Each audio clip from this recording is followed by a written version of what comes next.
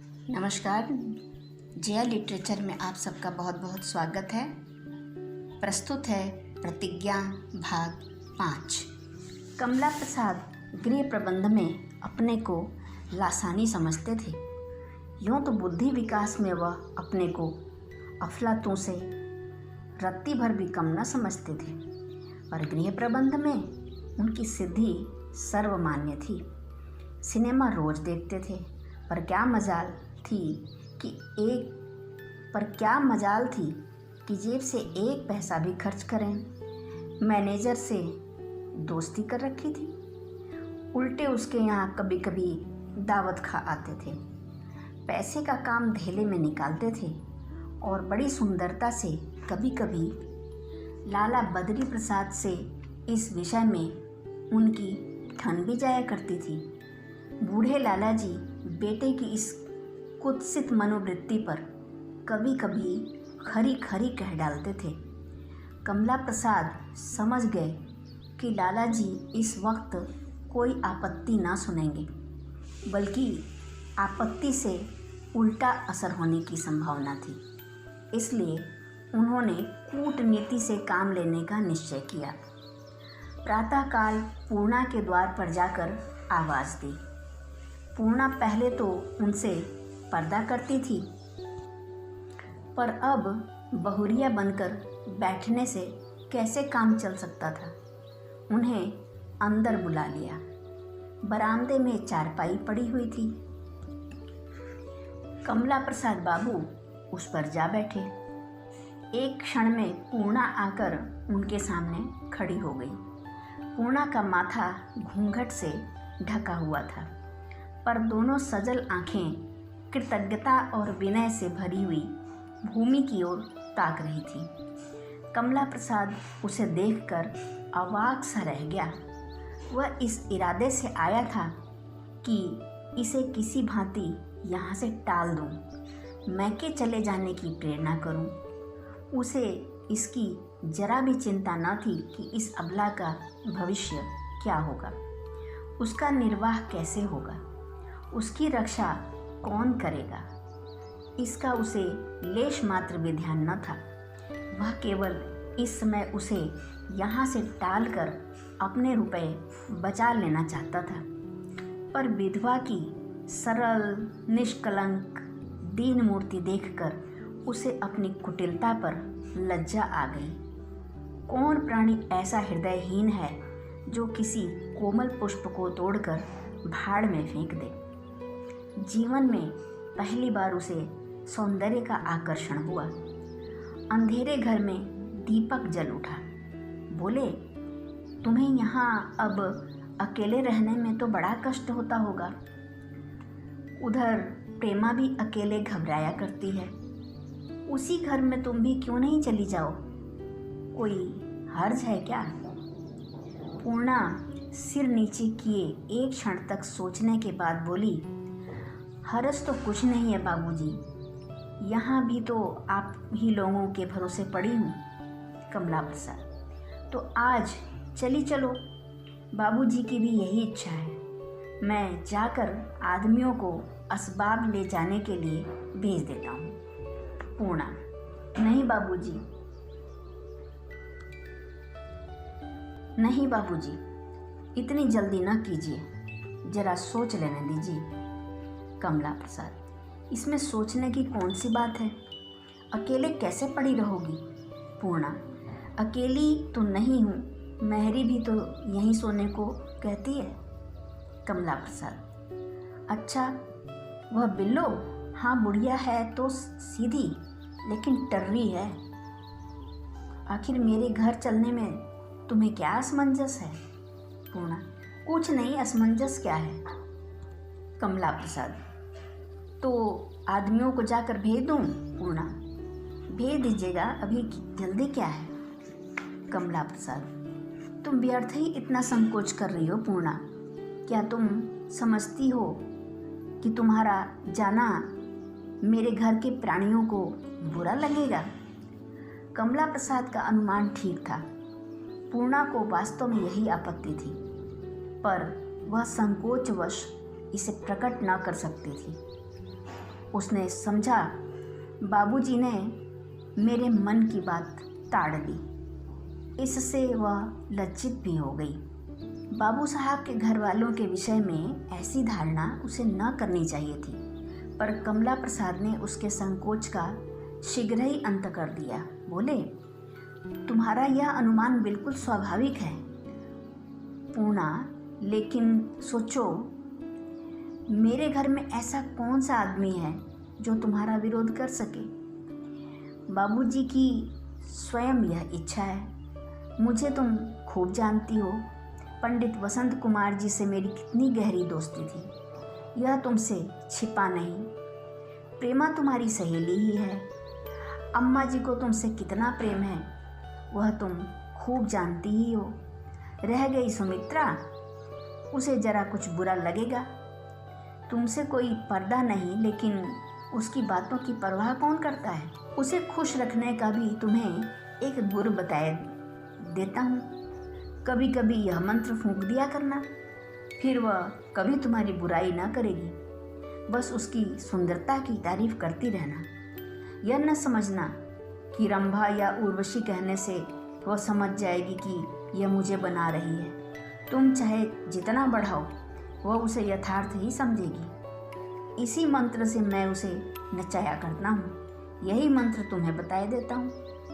पूर्णा को हंसी आ गई। बोली, आप तो उनकी हंसी उड़ा रहे हैं। भला ऐसा कौन होगा जिसे इतनी समझ न हो। कमला प्रसाद, इतनी समझ को तुम साधारण बात समझ रही हो, पर यह साधारण बात नहीं। तुमको यह सुनकर आश्चर्य तो होगा, पर अपनी तारीफ सुनकर हम इतने मतवाले हो जाते हैं कि फिर हम में विवेक की शक्ति ही लुप्त हो जाती है। बड़े से बड़ा महात्मा भी अपनी प्रशंसा सुनकर फूल उठता है। हाँ, प्रशंसा करने वाले शब्दों में भक्ति का भाव रहना आवश्यक है। यदि ऐसा न होता तो कवियों को झूठी तारीफों के पुल बांधने के लिए हमारे राजे महाराजे पुरस्कार क्यों देते, बताओ। राजा साहब तमंचे की आवाज़ सुनकर चौंक पड़ते हैं, कानों में उंगली डाल लेते हैं और घर में भागते हैं।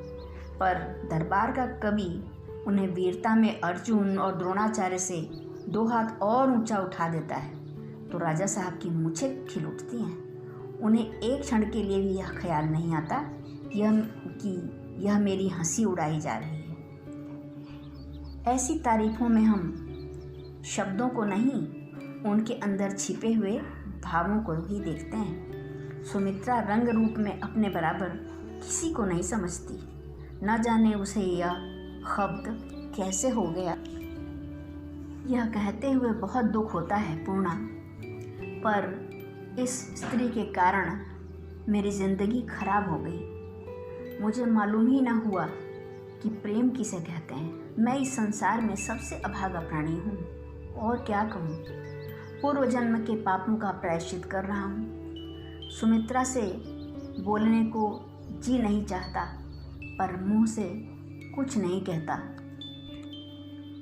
कि घर में कोहराम न मच जाए। लोग समझते हैं मैं आवारा हूँ, सिनेमा और थिएटर में प्रमोद के लिए जाता हूँ। लेकिन मैं तुमसे सत्य कहता हूँ पूर्णा, मैं सिनेमा में केवल अपनी हार्दिक वेदनाओं को भुलाने के लिए जाता हूँ। अपनी अतृप्त अभिलाषाओं को और कैसे शांत करूँ, दिल की आग को कैसे बुझाऊँ। कभी कभी जी में आता है सन्यासी हो जाऊँ, और कदाचित एक दिन यही करना पड़ेगा। तुम समझती होगी यह महाशय कहाँ का पच डाले बैठे। क्षमा करना, न जाने आज क्यों तुमसे ये बातें करने लगा। आज तक मैंने इन भावों को किसी से प्रकट नहीं किया था।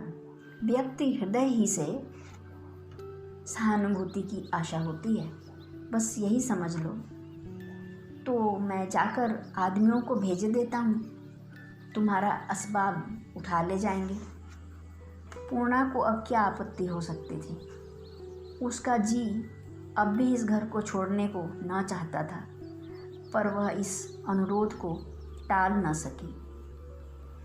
उसे यह भय भी हुआ कहीं यह मेरे इनकार से और भी दुखी ना हो जाएं।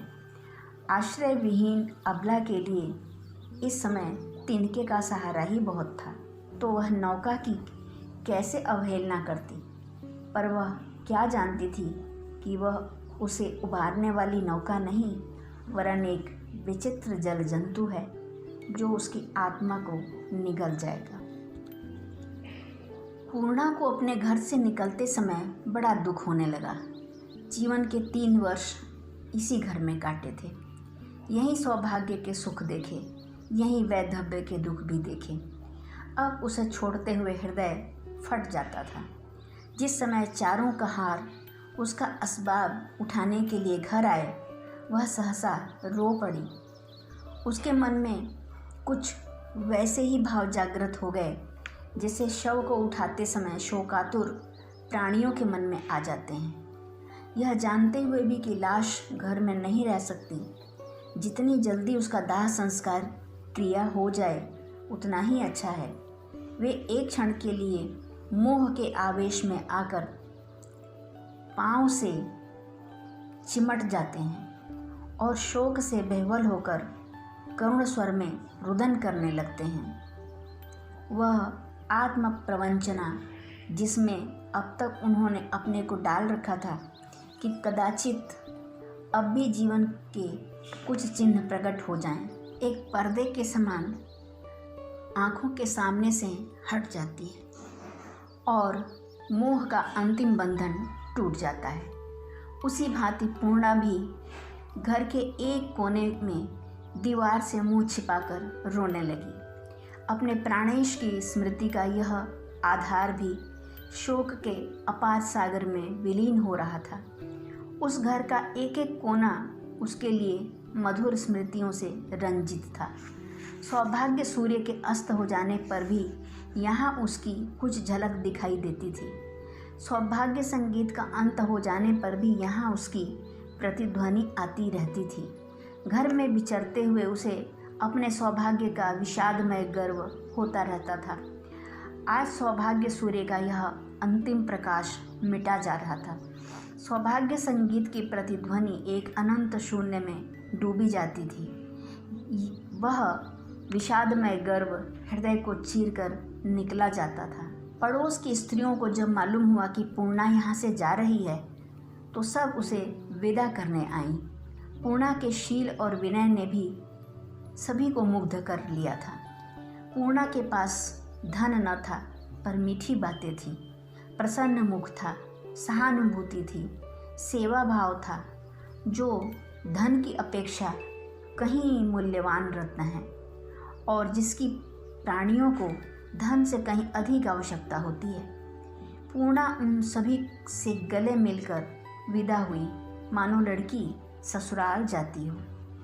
संध्या समय वह अपनी महरी बिल्लों के साथ रोती हुई इस भांति चली मानो कोई निर्वासित हो। पीछे फिर कर अपने प्यारे घर को देखती जाती थी, मानो उसका हृदय वहीं रह गया हो। प्रेमा अपने द्वार पर खड़ी उसकी बाट देख रही थी। पूर्णा को देखते ही दौड़कर उसके गले से लिपट गई। इस घर में पूर्णा प्रायः नित्य ही आया करती थी। तब यहाँ आते ही उसका चित्त प्रसन्न हो जाता था।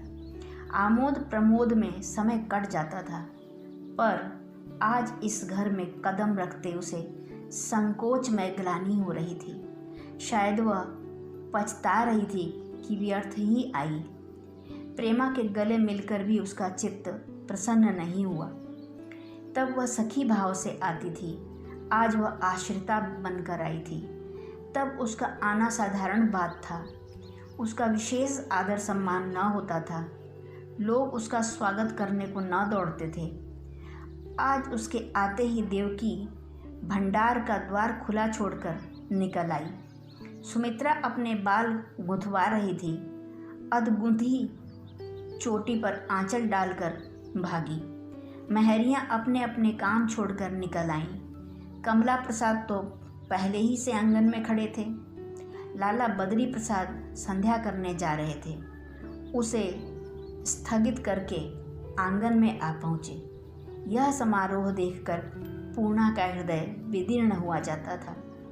यह स्वागत सम्मान का सूचक नहीं, दया का सूचक था। देवकी को सुमित्रा की कोई बात न सुहाती थी। उसका हंसना, बोलना, चलना फिरना, उठना बैठना, पहनना ओढ़ना सभी उसे फूहड़पन की चरम सीमा का अतिक्रमण करता हुआ जान पड़ता था और वह नित्य उसकी प्रचंड आलोचना करती रहती थी। उसकी आलोचना में प्रेम और सद्भाव का आधिक्य था या द्वेष का, इसका निर्णय करना कठिन था। सुमित्रा तो द्वेष ही समझती थी, इसीलिए वह उन्हें और भी चिढ़ाती रहती थी। देवकी सवेरे उठने का उपदेश करती थी, सुमित्रा हर दिन चढ़े उठती थी। देवकी घूंघट निकालने को कहती थी, सुमित्रा इसके जवाब में आधा सिर खुला रखती थी। देवकी महरियों से अलग रहने की शिक्षा देती थी, सुमित्रा महरियों से हंसी दिलगी करती रहती थी। सुमित्रा को पूर्णा का यहाँ आना अच्छा नहीं लग रहा है, यह उससे छिपा न रह सका। पहले ही से उसने पति के इस प्रस्ताव पर नाक सिकोड़ी थी, पर यह जानते हुए कि इनके मन में जो इच्छा है उसे यह पूरा ही करके छोड़ेंगे, उसने विरोध करके अपयश लेना उचित न समझा था। सुमित्रा सास के मन के भाव ताड़ रही थी और यह भी जानती थी कि पूर्णा भी अवश्य ही ताड़ रही है, इसलिए पूर्णा के प्रति उसके मन में स्नेह और सहानुभूति उत्पन्न हो गई। अब तक देवकी पूर्णा को आदर्श गृहिणी कहकर बखान करती रहती थी, उसको दिखाकर सुमित्रा को लज्जित करना चाहती थी, इसलिए सुमित्रा पूर्णा से जलती थी। आज देवकी के मन में वह भाव न था, इसलिए सुमित्रा के मन में भी वह भाव न रहा।